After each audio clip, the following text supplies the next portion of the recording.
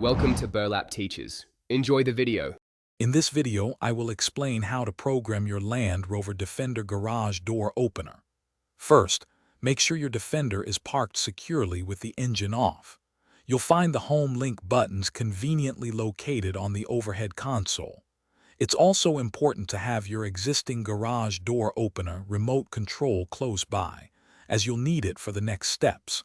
This process is straightforward and will save you time.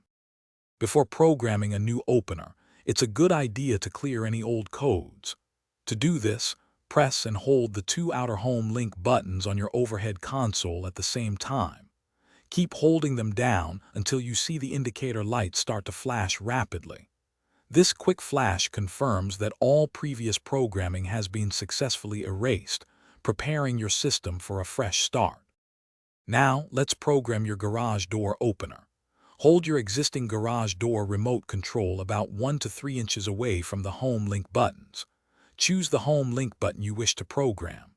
Then, simultaneously press and hold both your chosen Home Link button and the button on your garage door remote.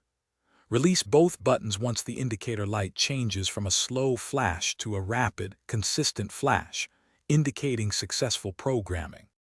After programming, it's time to test. Press the Home Link button you just programmed to confirm your garage door opens and closes correctly. If it doesn't work on the first try, simply repeat the programming steps, paying close attention to the timing. For garage door openers with rolling code technology, you might also need to press the Learn button on your garage door motor itself to finalize the connection.